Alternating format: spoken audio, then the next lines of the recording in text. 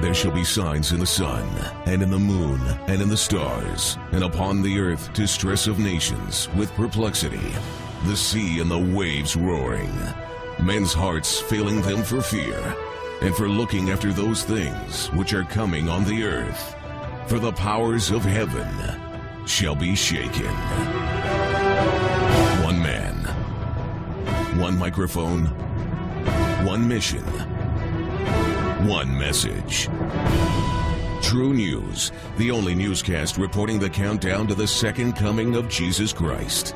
And now for the most powerful hour on radio, here is end-time newsman, Rick Wiles. This is True News, 1 hour of uncensored news, views, and commentary. Welcome to the program. I'm Rick Wiles. I want to welcome two new affiliates, Sirius XM, Satellite Radio, Channel 131, now presenting True News every weeknight. Also joining us tonight for the first time is 50,000-watt Word FM 100.7, Dallas-Fort Worth, Texas. Billionaire investor Jim Rogers will join me in the second half of the program. First, let's take a quick look at today's top headlines. Russia has reportedly deployed combat troops into Syria. 7 P-90 tanks were positioned at a Syrian airfield where hundreds of Russian forces have been reportedly building up in anticipation of military action in Syria. The Syrian ambassador to Moscow, however, says that all of the reports are untrue. And he said this is Western media propaganda, that there are no Russian troops inside Syria. The fallout from the war in Syria, however, continues to escalate into a global humanitarian disaster as hundreds of thousands of desperate people flee the fighting in Syria and northern Iraq. London's Guardian newspaper reported today that the European Union plans to build large internment camps to contain the flood of refugees pouring into Europe. In other global news, Great Britain's Labour Party has gone the way of America's Democratic Party. The party of socialist Tony Blair and Gordon Brown is now the party of Marxist communist Jerry Corbyn, who overwhelmingly won the position as leader of the Labour Party over the weekend. Communists and far-left political leaders around the world sent congratulatory greetings to Mr. Corbyn. Australian Prime Minister Tony Abbott was ousted today in a stunning coup by millionaire Malcolm Turnbull. Mr. Abbott was a strong supporter of traditional marriage. Mr. Turnbull, a strong supporter of same-sex marriage. Mr. Turnbull is a Rhodes Scholar and investment banker. London newspapers reported that German Chancellor Angela Merkel has informed Britain's Prime Minister David Cameron that she will not renegotiate the terms of the European Union Treaty to give Great Britain better terms or an exit unless Mr. Cameron agrees to the establishment of a European army. Firefighters in drought-stricken Northern California continue to battle dozens of wildfires that have burned 60,000 acres and forced 23,000 people to flee their homes. Governor Brown declared a state of emergency. Wildfires are not the only thing moving in Northern California. University of California scientists have found that Africanized killer bees have migrated as far north as Sacramento. The 14th case of bubonic plague has been reported in the West. The most recent victim is a Michigan woman infected while visiting Salida, Colorado. Meanwhile, the Pentagon is investigating the mishandling of bubonic plague and equine encephalitis samples at its top-secret bioresearch laboratories. Pentagon investigators are trying to determine how samples of plague bacteria were accidentally shipped from military labs. Centers for Disease and Control inspectors found a sample of the plague in a freezer outside of a containment area last month at Edgewood Chemical Biological Center in Maryland. Defense Department officials discovered earlier this year that live anthrax spores were shipped to 86 research facilities in the United States and 7 foreign countries, including South Korea. Defense Department officials insisted that there was no danger to the public. Just a normal Monday here at True News. Trends researcher Gerald Celente standing by to comment on these headlines and more. He is the publisher of the Trends Journal and the founder of the Trends Research Institute. The website is trendsresearch.com. Gerald, you've been camping at Yosemite lately. No, but I just came back from Italy a little while ago. Nothing to worry about. I mean, there's only been 14, 15 cases of the plague so far in the last couple of months in the United States, and the military's trying to figure out how the plague has been shipped accidentally. Yeah, I don't know. They're so efficient at everything that they do. All those military victories that they have under their belt in Iraq and Afghanistan and Libya and Syria, just one gold medal after another. I can't understand how anything could possibly go wrong. Well, you know, if I were in a lab, a top-secret lab, and I had a container that said live anthrax spores or bubonic plague, I would be walking so carefully to make sure I didn't drop it. I can't imagine putting it in boxes and shipping it around the world. I mean, how does this happen? You know, the military, Department of Defense, is no different than all of the other inept and incapable and inefficient government bureaucracies. And people want to put them in a different category because they wear a uniform. It's another dysfunctional American bureaucratic agency that has become unresponsive to the American public because they are flooded with money and they have no one to be held accountable to. It's every agency from FDA to USDA to the Department of Defense, Department of Commerce. Name the department and show me the long list of successes, and then we could continue the conversation. Because all they have to show for them, every one of these agencies, are nothing but documented list of failures.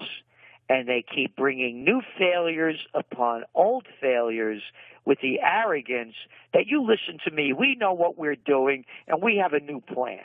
You said you just came back from Italy. Did you see any signs of the refugee crisis? We saw them everywhere. We drove up from Annecy on the west coast of Italy to Rome. And you actually saw empty cities. I mean, just boarded up places, hardly any people, but refugees everywhere. And this is a huge crisis. I want to put it into perspective. We've already made this a top trend for 2016. For argument's sake, we'll say that humans started inhabiting the earth 100,000 years ago. It took from 100,000 years ago to 1900 to put 1.6 billion people on the planet. We've added over 5 billion people in 100 years. Now let's go back to the refugee crisis.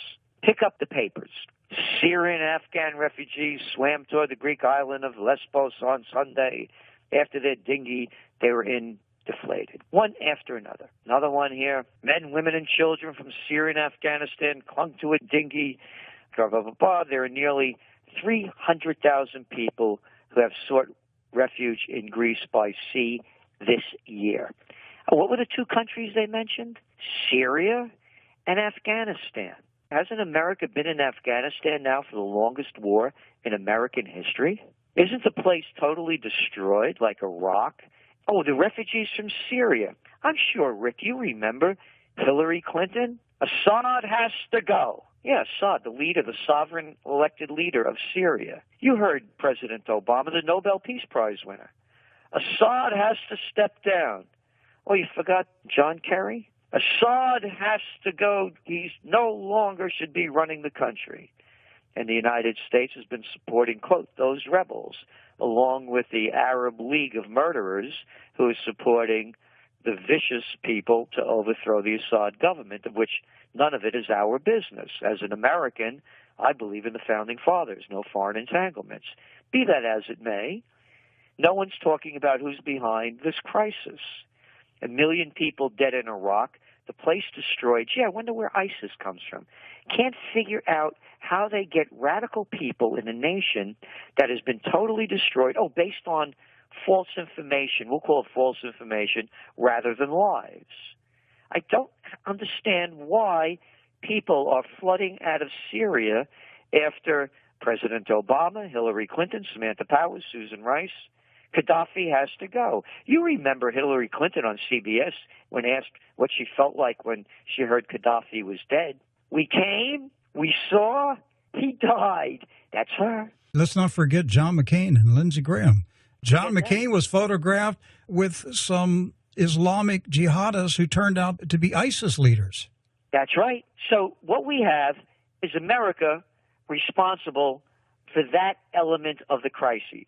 Because when Gaddafi was in power, he had made a deal with Berlusconi. Nobody's going to come out of Libya and go up to Italy. And he was the ones fighting the militants that have now taken over. The Republicans do it under the lie of bringing freedom and democracy to these nations, and the world is better off without Saddam Hussein. The Democrats do it under their lie of humanitarian missions. A humanitarian mission means slaughtering people in a humanitarian way to overthrow the people that they don't like. So now going back to the migrant crisis.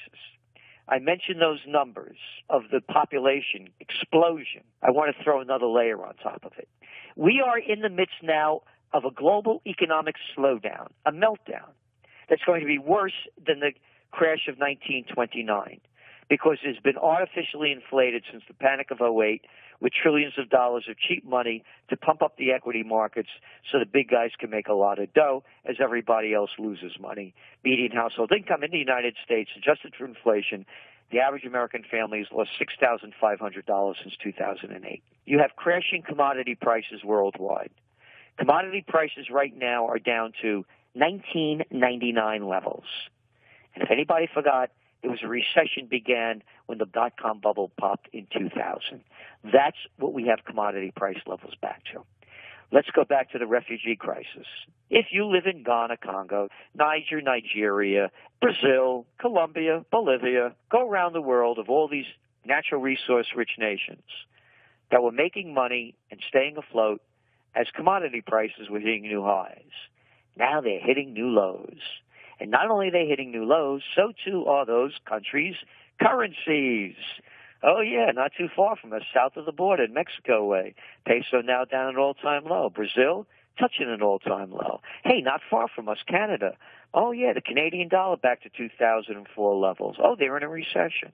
You're going to see migrant wave of people leaving countries to find a place to earn a living. Put on top of that the refugee crisis from people bombed out of their homes and hometowns. 4 million Syrian refugees.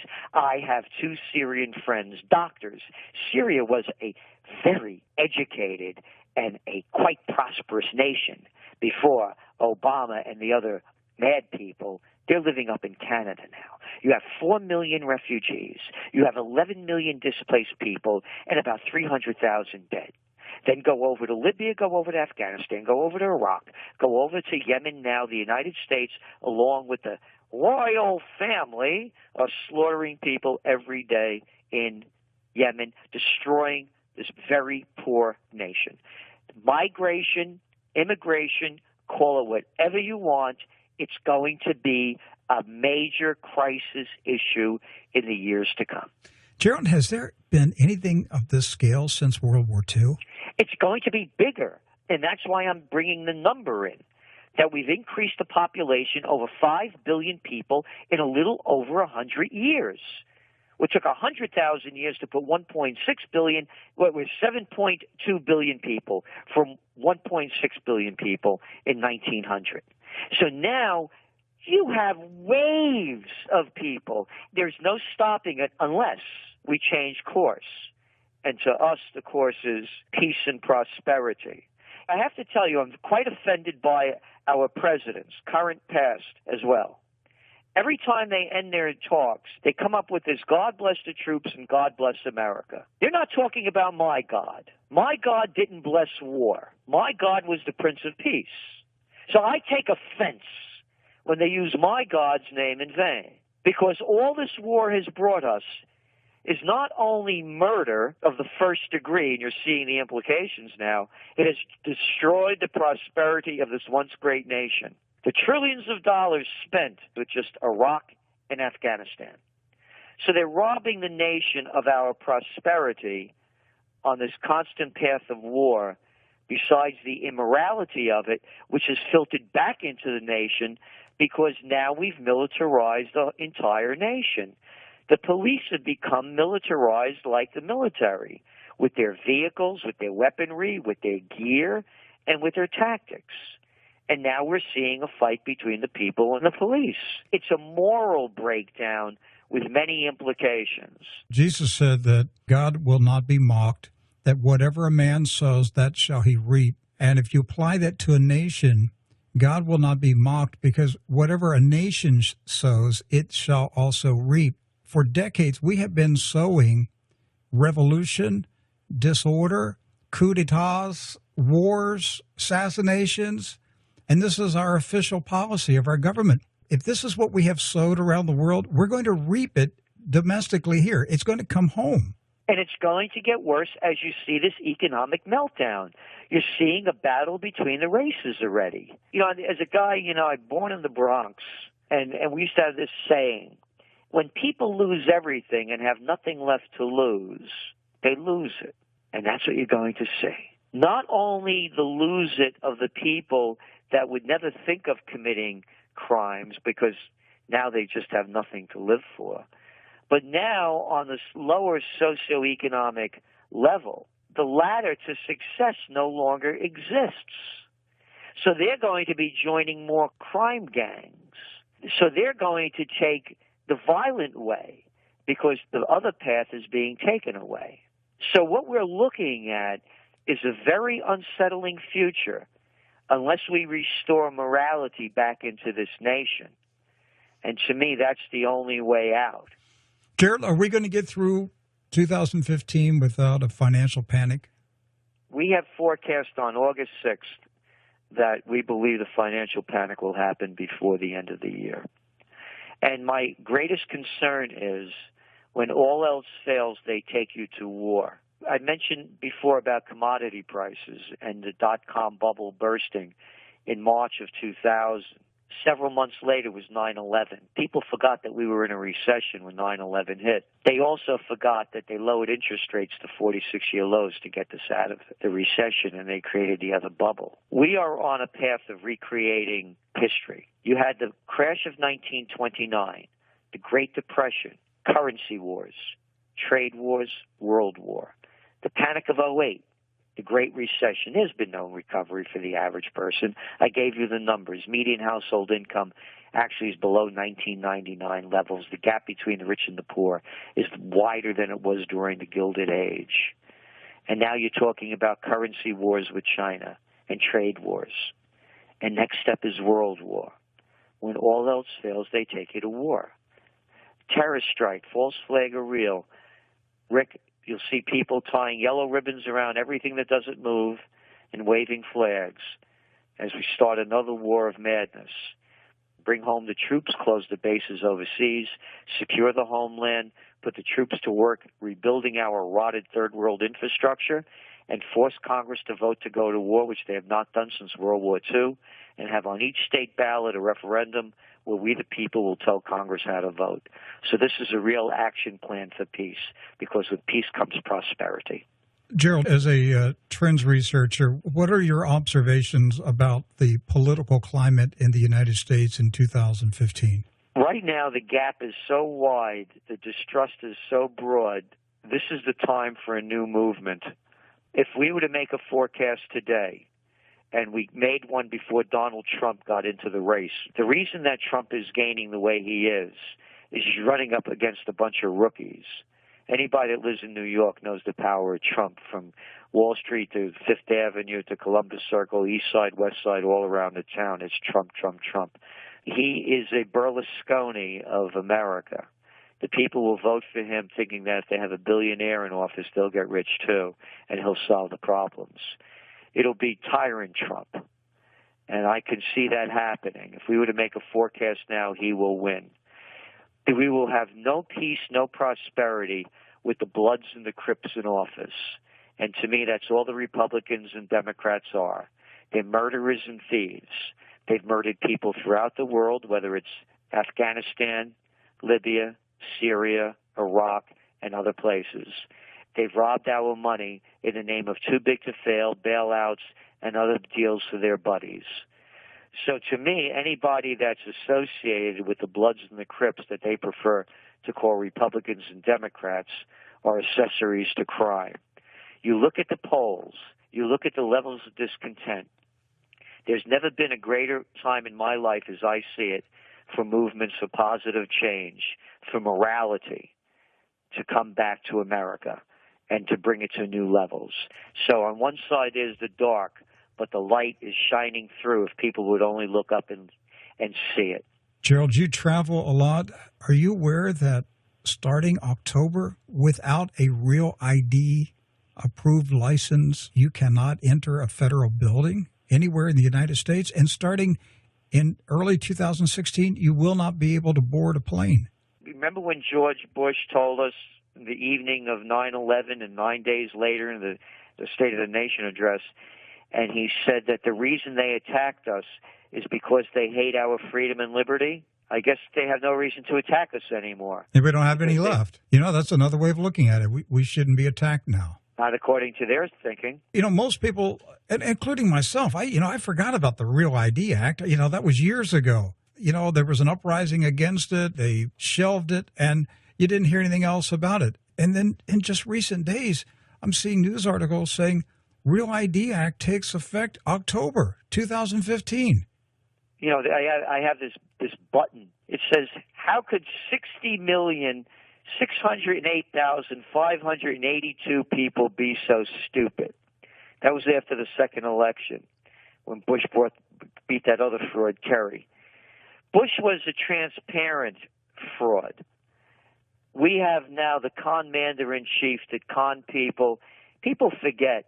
He was going to be the great hope. Of course, we knew he was a fraud from the beginning. We wrote about it in the Trends Journal. Obama has been the greatest fraud that this nation has ever seen in my lifetime. The commander-in-chief, you remember, he was going to revisit NAFTA, and now he shoves down the Trans-Pacific Partnership down our throat. And it was going to be a transparent government. Yeah, a transparent liar. He won't even let us, we the people, read the Trans-Pacific Partnership. You remember, no more troops in Afghanistan. Going to cut the troop level in half until he changed his mind. One lie after another.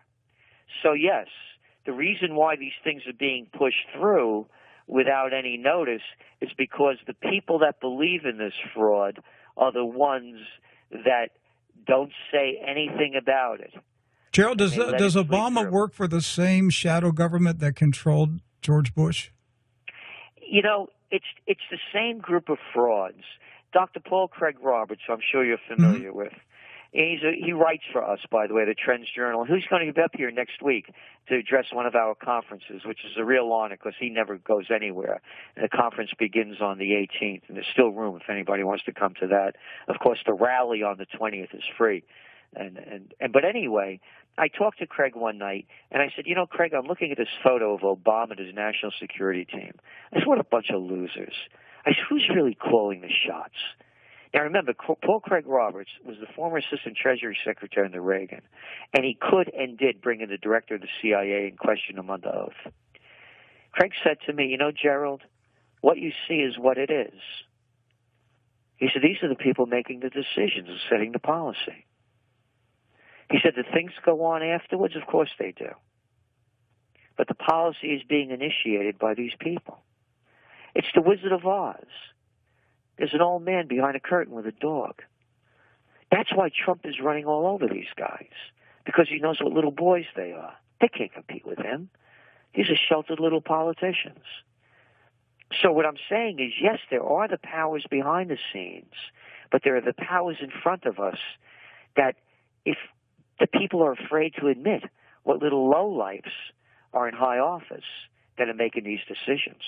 Final question, going back to the economy. You've projected that there will be a financial panic before the year is over. Do you have any speculation of where and how you think it's going to start? It's very difficult because I've been wrong before because they come up with schemes undreamed of. I would have never imagined the thing called quantitative easing. This isn't capitalism anymore. In capitalism, there's no such thing as that. In capitalism, there's no such thing as too big to fails and bailing out their buddies.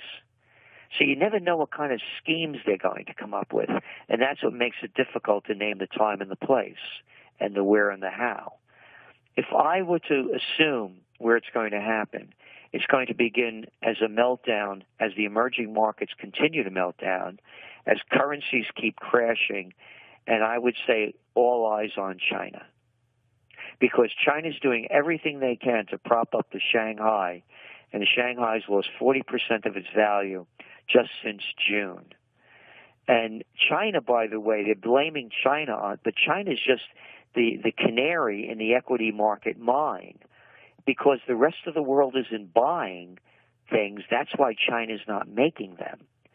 So if China's not making, the world isn't buying, commodity prices crash and currencies with it. So I would say keep your eye on China.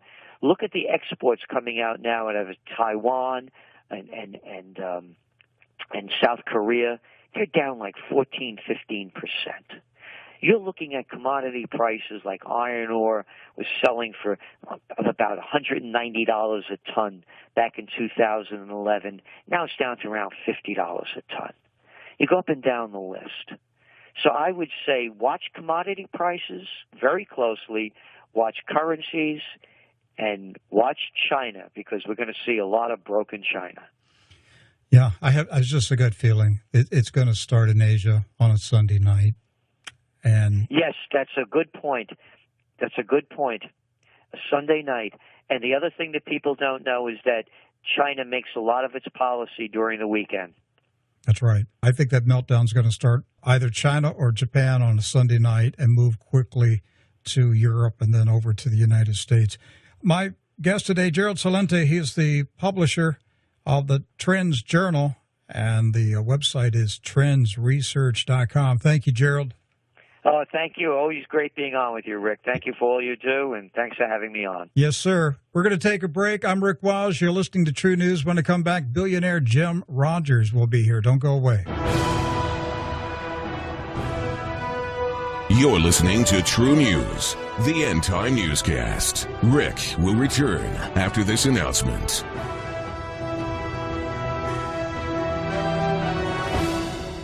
This is True News Headlines. I'm Greg Moore. The first ever interview has aired with Joyce Mitchell. She is the prison seamstress who pleaded guilty to helping a pair of convicted murderers escape from a high-security prison in upstate New York. Mitchell expressing some remorse for the part she played in sparking a 22-day manhunt in June, now the longest prison break in the history of New York. The search ended with Richard Matt being shot and killed by police, while David Sweat was captured 2 days later and placed in solitary confinement. In the interview, Mitchell said she was afraid that her family would be in danger if she didn't comply with the inmates' demands.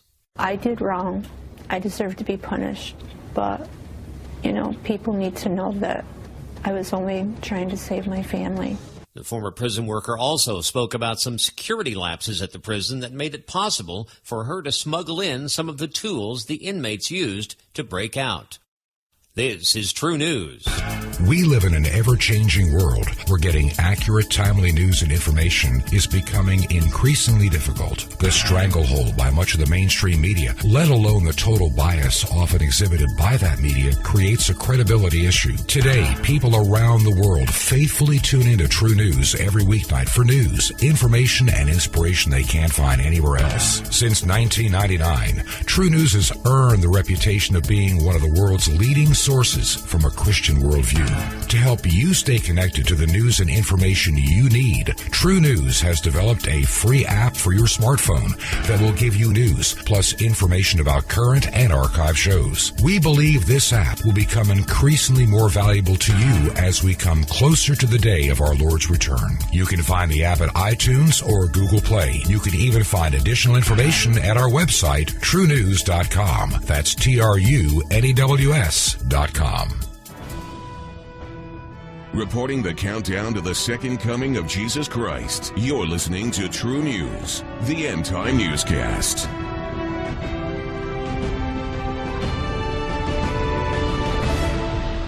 Welcome back to True News. I'm Rick Wiles. We are your best choice for a different perspective on global news and trends. Today is our first program on Sirius XM Satellite Radio, Channel 131. We welcome all of our new listeners and invite you to return every weekday. Visit our website, truenews.com, TRUNEWS, truenews.com. Download the True News app onto your smartphone or mobile device. Reports in Washington say the Obama administration plans to punish China over alleged computer hacking.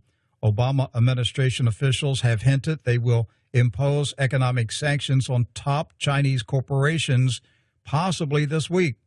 TheHill.com reported that Chinese President Xi Jinping may cancel his upcoming visit to the White House in retaliation.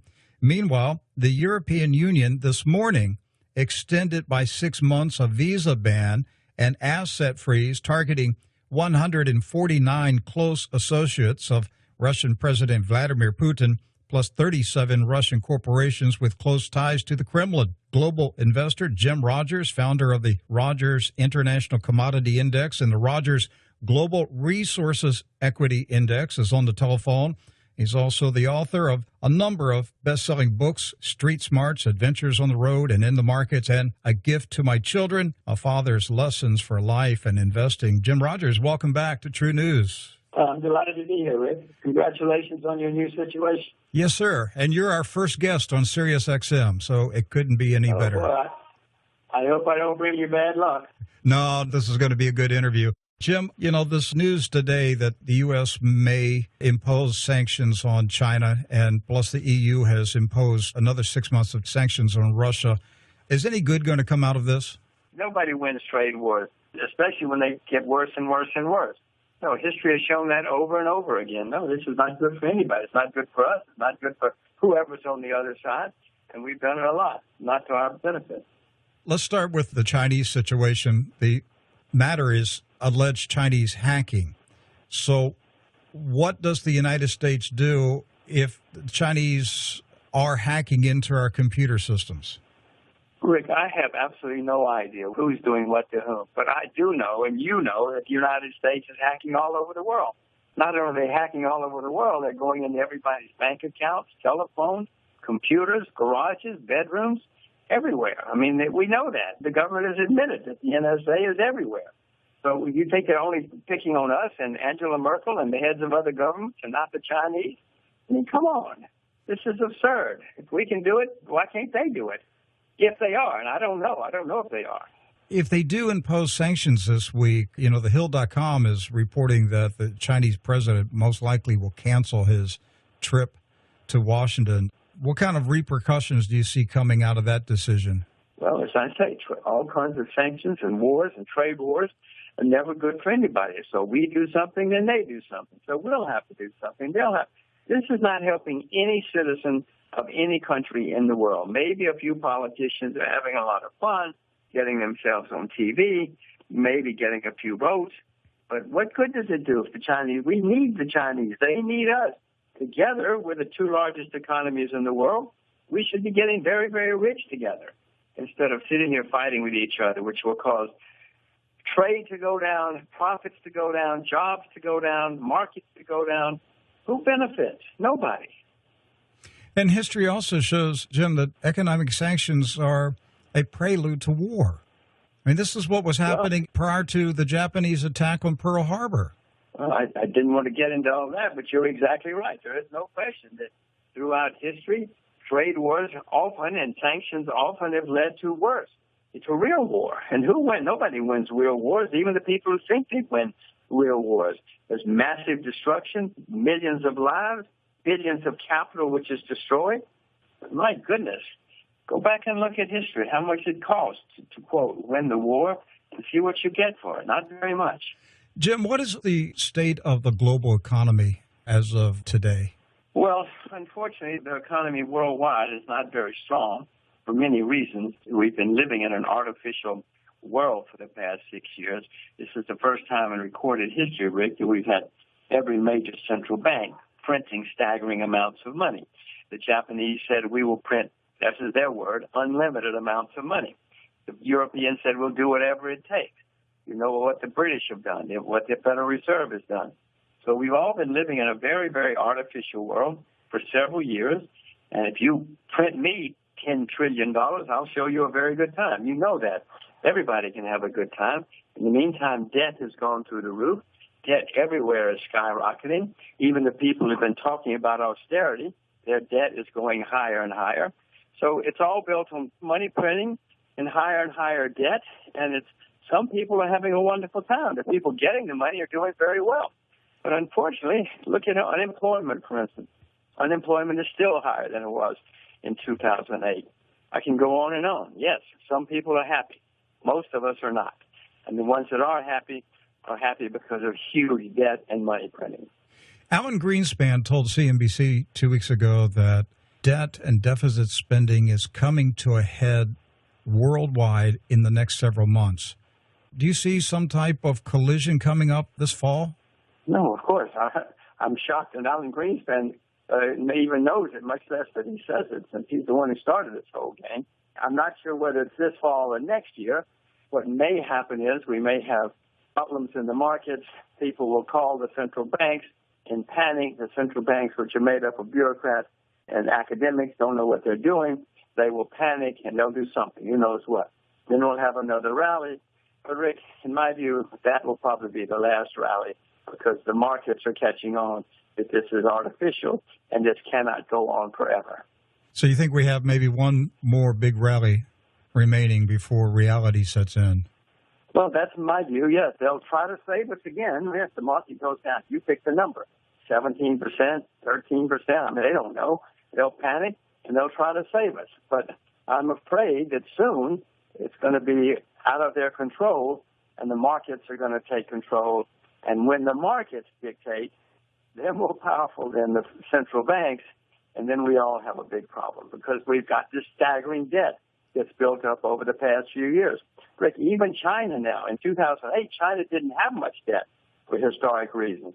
But even China now has built up a lot of debt in the past 7 years.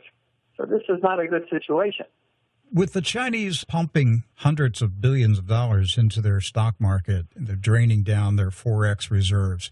And so they've been pumping in several hundred billions of dollars to prop up their stock market. Have they damaged the Shanghai markets?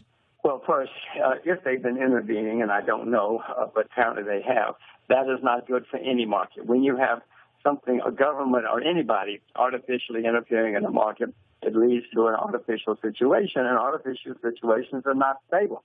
The stable markets are the ones that collapse, hit their bottom, make a firm, solid bottom, and then start over again. So I wish and I hope that the Chinese would stay out of it. It's painful for a while, and I own Chinese shares. It won't help me, certainly, but I would prefer to see them let the markets take their own course. It's like this is a contagion that has spread from the United States and then to Japan and then the European Union, and now the Chinese are doing the same thing. It's like everybody is meddling with the markets, and there are no free markets left anywhere in the world. Well, unfortunately, you're right. As I said before, we've had all the major central banks in the world printing huge amounts of money and manipulating the bond markets for a long time. They're actually destroying the people who save and invest. You know, you and I grew up learning that you save your money, you invest for the future, and in the long run, you're okay. Now we're destroying the people who save and invest. You know, they get zero interest, whether you're a pension plan or an insurance company or a trust, whatever. You're getting nothing. And this is to save the people who went and borrowed huge amounts of money and spend it on things that were just consumption. So, no, we've got a dire situation ahead of us. Jim, where did it go wrong in the markets? Where did this change take place? Oh, I guess, let's see, probably with Alan Greenspan, because what's his name before Greenspan? Volcker. You knew that you had, and before him, you know, we had McChesney Martin in the 60s. These guys knew you had to have a sound currency and a sound fiscal situation, a sound monetary situation. You couldn't just print and print and print. So I would guess it must have started with Greenspan, who really didn't know what he was talking about. You know, he never made it in the private sector. He kept trying to get government jobs because he couldn't make it in the private sector. And every time somebody would call him up to save them, he would save them. Unfortunately, now we're all paying the price. But it's been happening since Greenspan. It's not just Greenspan, you know, and lots of people. The guy who's governor of New York now is Cuomo. You know, he was the head of housing under Bill Clinton. He went out and did everything he could to make people borrow money to buy houses. He instructed Fannie Mae, give them loans, make the banks give them loans, get more and more people buying houses. Who cares about the consequences? Well, between Greenspan and Cuomo, you know what happened eventually. The whole thing fell apart, and we're still paying the price. You know, the U.S. Congress has got to raise the debt ceiling again this fall. I think they're running out of money again around November 1st. unbelievable. I don't know why they just don't abolish the debt ceiling and just stop playing the game. Well, I think mainly because somebody, their opponents who ran against them, would say, aha, Ms. Jones or Mr. Smith, you voted to abolish the debt ceiling. We'll never solve our problem. It's a charade, but there are many charades that take place in politics, unfortunately, and we all pay the price. What are you anticipating the Federal Reserve will do this week? Do you think they will raise interest rates, or is that a bluff? Well, I suspect they will, but who knows? It's really up to the market. The market leads the Fed. It always has. I mean, the Fed gets the press, but it's really the market. If they don't raise interest rates this month, they'll probably do it next month. They'll wait and try to surprise us in October. It's not a regular meeting, I know, but they can do whatever they want to any time. Mm-hmm. The rates will go up, certainly. What do you anticipate the reaction will be? If they don't raise rates, I suspect the market will go down because then they'll say, oh, my gosh, we still have to face interest rate increase. If they raise rates, maybe the shock will be there for a day or two, but I think people will then say, oh, well, now it's behind us. Let's move on to bigger and better things. As I say, it appears we might have one more big rally. And we may not. It may be over now for all I know. Certainly many markets are down. You know, the U.S. market's down in the last 12 months. Most markets are down. So it may already be over. Jim, in the past several weeks, I've talked to several people who were involved in precious metals, and they have told me that the silver market has locked up in the past 2 weeks. A lot of companies not even accepting orders anymore because they can't get physical supply of silver. Yet the price of silver isn't going up. So demand is skyrocketing, and the supply is not keeping up with the demand, yet the price isn't going up. How does that work? Well, unfortunately, Rick, again, I don't know. I've heard that many times in the past 30 years that I've been investing. One more, I've been investing in gold and silver 40 years. So I've heard that many times. I don't know. But I suspect if you want some silver, put it in an order in the futures markets. You'll get it. All you have to do is take delivery, and I'm sure you'll get the delivery. Mm-hmm. But I don't know. I haven't tried it. I don't know. I'm sure if you go down to your local coin dealer, I'm sure you can buy all the silver you want. I just have heard these kind of stories so many times in the last 40 years that I'm a little skeptical. Right. Jim, for you, what is the most exciting market sector in the world right now for you? Well, that's a good question. I'm mainly just sitting and watching, Rick. I mean, I've put on a few shorts recently in the U.S. I don't own anything in the U.S. I sold out of Japan in the last few months, and I'm watching. I may buy a few more shares of Russian fertilizer stock this week if the prices come down. I've got an order in. I have in some distressed bids in China. You know, if things really collapse, I might buy something. I like to buy when things are collapsing. But for the most part, I'm just sitting and watching. Is that different for you, to be just sitting and watching? Well, sitting and watching is what I normally do because I have learned I don't want to be a good trader. I'm not a good trader. And most good investors just sit and watch. They buy something, an opportunity comes along, they buy, and then they sit and watch. My sitting and watching this time is a little different because I'm watching to see how all this evolves, how the world evolves. So I characterize it a little different now because I do anticipate problems or confusion, and I hope I'm able to take advantage of it if it comes.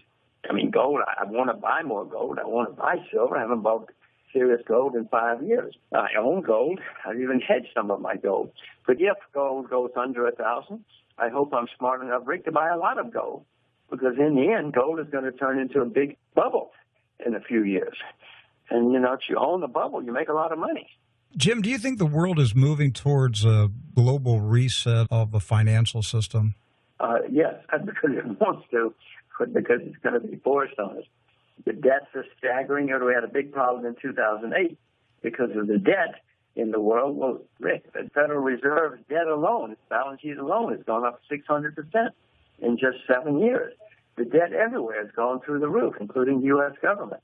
We're going to be forced into a reset, and it's not going to be fun. The next time we have a bear market or financial problems, it's going to be worse than the last one because the debt is so much higher.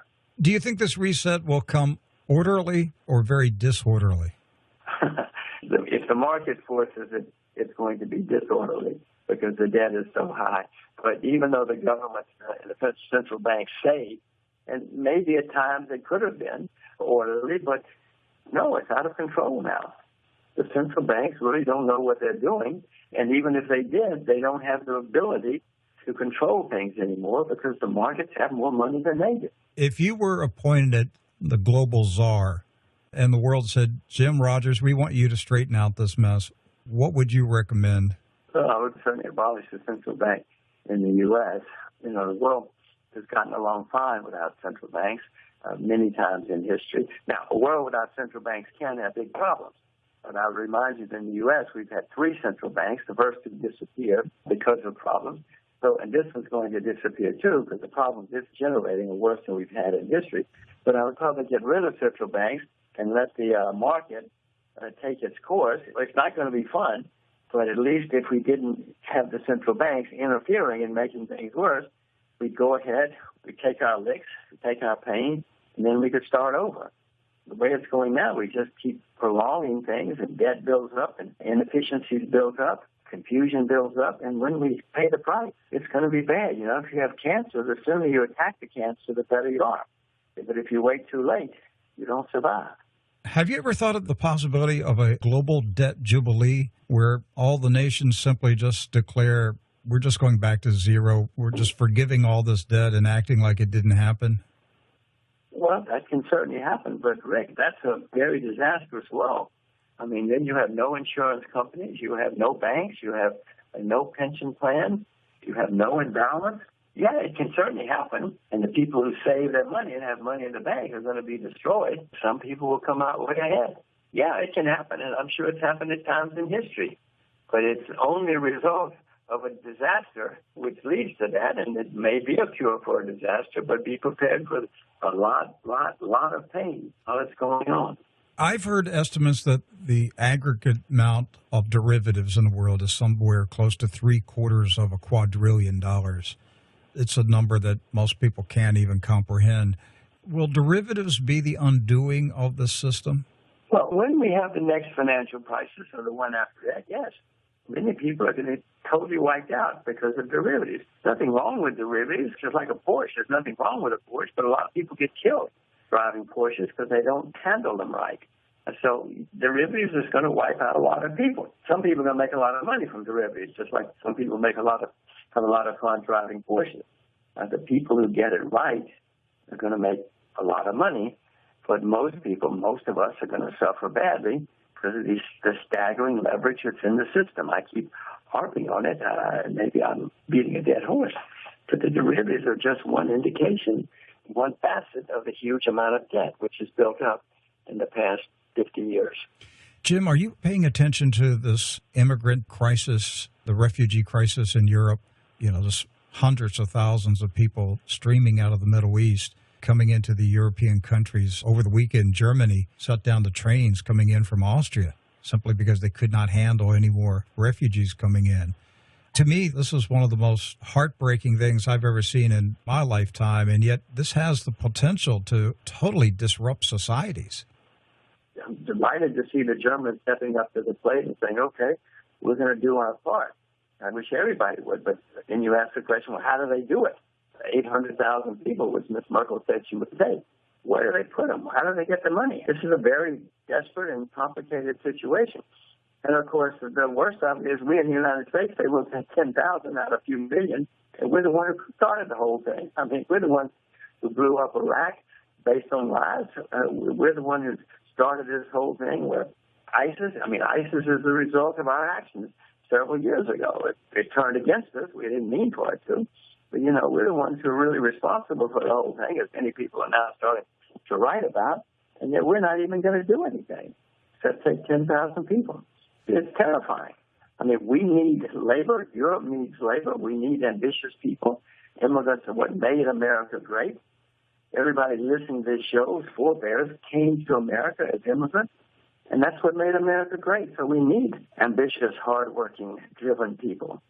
But this is a disaster, a huge disaster, and it's not going to end well. All right, hey, final question. Are you still bullish on agriculture? Oh, yes. Maybe these people will help agriculture. And the major problem facing agriculture is the lack of farmers. The average farmer in America is 58. In Japan, it's 66. Agriculture has been a disaster for a long time, and we're going to run out of farmers soon. In Japan, Canada, Australia, you pick the country. We have more people studying public relations in America than we have studying agriculture. Maybe this catastrophe will help with agriculture. No, we're going to have major changes in agriculture. We're not going to have any food or any clothes at any price. Well, if you're right about the economic meltdown because of the debt, that problem with no one studying to be a farmer, that problem will fix itself. People will be looking for work. Is there any particular part of the world that has the most promising future in terms of agriculture? Yes, Chinese agriculture is probably the best. It's been such a disaster. The Chinese have been great at it many times. And just on the fundamentals of the world, agriculture everywhere has a good future. But in China, the government is now giving huge incentives. It's doing everything it can to promote agriculture. Mao Zedong and the communists ruined Chinese agriculture. Their problem is worse than most of us. And now, not only the fundamentals great, but the Chinese government. Rick, if you want to be a farmer in China, they'll do just about anything you want, as they will for anybody else in China. So that's probably the best place. Some countries in Africa are great just because the soil is so great and things are so cheap. But China, Africa, that's where I would look. Most agricultural nations have a good future now. Are you monitoring some of the scientists who believe that we're going into a mini ice age because of the dramatic decrease in sunspots? It's at the lowest level in over 100 years now. And there's a growing number of scientists who believe that the planet's climate is switching from warming to cooling, and this could last 70 years, maybe 200 years. Well, I read the same thing you do. I see the scientific studies, and I'm not a scientist. I don't know much about weather, except I go outside if it's raining or not. But, yes, I read the same thing. And, we haven't had world temperatures have not gone up for several years now, quite a long time, despite all the people talking about global warming, which has turned out to not be accurate, and some of it based on fraud. No, I see the same thing. But we are certainly having climate change, and we've had climate change for thousands of years. Everybody knows that. And climate change, Rich, is good for farming, unless you're in the wrong place. It's certainly going to be great for many people who are in the right place with the right land. That's right. Every time there's been global cooling, the price of agricultural commodities climb. Actually, global warming is the best thing going for the consumer because the prices are lower. So if we are going into a cooling time, I had one scientist from Australia, his projection was that the American Farm Belt was going to drop 200 miles south in the next 10 years, which would totally disrupt farming here in the United States. Again, I don't know what's going to happen, but I know that weather change always leads to opportunities, and it will certainly lead to changes in agriculture if you're at the right place at the right time. Some will be destroyed, but basically overall, during the transition time, a lot of people will make a lot of money if they get it right. All right. Well, we thank you for your time. My guest, Jim Rogers, his latest book, A Gift to My Children, A Father's Lessons for Life and Investing. Thank you, Jim.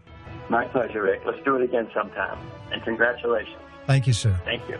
Hey, I only have a few seconds remaining before the program's over. I was talking to the owner of Heaven's Harvest, the non-hybrid seed company, and he told me over the weekend that he wanted the True News audience to know that they're going to continue through the month of September of offering that special $50 discount, True News listeners only, for a bucket of non-hybrid garden seed, heavensharvest.com. The promo code is Gator, Gator. That's the name of my dog, Gator. Heavensharvest.com. Enter promo code Gator.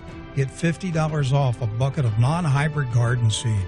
This is True News Headlines. I'm Greg Moore. The first ever interview has aired with Joyce Mitchell. She is the prison seamstress who pleaded guilty to helping a pair of convicted murderers escape from a high-security prison in upstate New York. Mitchell expressing some remorse for the part she played in sparking a 22-day manhunt in June, now the longest prison break in the history of New York. The search ended with Richard Matt being shot and killed by police, while David Sweat was captured 2 days later and placed in solitary confinement. In the interview, Mitchell said she was afraid that her family would be in danger if she didn't comply with the inmates' demands. I did wrong. I deserve to be punished. But, people need to know that I was only trying to save my family. The former prison worker also spoke about some security lapses at the prison that made it possible for her to smuggle in some of the tools the inmates used to break out. This is True News. You've spent a lifetime preparing for your retirement, so how can you make secure financial decisions for your IRA or 401k? Cornerstone Asset Metals provides a pathway for you to a retirement fund that is backed up with the security and confidence that comes with commodities such as gold and silver. The good people at Cornerstone can provide information on how you can transfer your current 401k or IRA into a precious metals IRA. There is no cost or obligation to find out more information. Just mention the promo code TrueNews and all of your transfer and setup fees are waived. That's a value of over $200 just for mentioning the promo code TrueNews. Cornerstone Asset Metals provides a toll-free number for more information. Call 1-888-747-3309. That's 1-888-747-3309. Professionals are standing by right now to answer your questions regarding the Precious Metals IRA at 1-888-747-3309. I'm Rick U.S. officials Wiles, say host that of True Russia News. is using True News an is air 1 hour of corridor uncensored over Iraq news, and views, Iran and commentary. to get I report supplies to global Syria and national after news Bulgaria, too a hot member for of NATO, television. announced I'm on excited to September announce 8th that its True News airspace is would be coming to closed to Sirius Russian XM military planes. 131 Upon starting request by the September US, 14, Russia 9 began p.m. channeling Pacific, flights over midnight Iran, a Eastern, Syrian September ally. 15. Russian Foreign You'll Minister hear Sergei uncensored Lavrov news said Sunday and the views. flights would True News continue on despite Sirius XM objections from the 131 US. starting Authorities September disclosing 14 on at Sunday 9 7 p.m. massive Pacific, Condor 12 midnight planes, September Russian 15. transport planes, took off from southern Russia to Syria in the past week, passing through Iraqi and Iranian airspace. Lavrov said they were military supplies, they are ongoing, and they will continue. They are inevitably accompanied by Russian specialists who help to adjust the equipment to train Syrian personnel how to use the weaponry. The destination of the aircraft, a growing airbase in Syria, which could become a major Russian foothold in the Middle East. This is True News. I'm Rick Wiles, host of True News. True News is 1 hour of uncensored news, views, and commentary. I report global and national news too hot for television. I'm excited to announce that True News is coming to Sirius XM 131 starting September 14, 9 p.m. Pacific, midnight Eastern, September 15. You'll hear uncensored news and views. True News on Sirius XM 131 starting September 14 at 9 p.m. Pacific, 12 midnight September 15. North Korea has announced that it has what it calls a sovereign right to launch satellites. Now, that statement could be an indication that Pyongyang has plans to launch a rocket in October to commemorate a major anniversary. In an announcement late Monday, North Korea's National Aerospace Development Administration said that it's pushing forward in the final phase in the development of a new Earth observation satellite for weather forecast. A South Korean newspaper said the statement was an indication that North Korea was planning a long-range missile launch to commemorate the 70th anniversary of the founding of the Workers' Party on October 10th. Pyongyang said its space development program is for peaceful purposes and that it was exercising its legitimate right as a sovereign state. Some analysts say the program is a cover for missile tests. Pyongyang saying the people of North Korea are fully determined to exercise this right, no matter what others may say about it.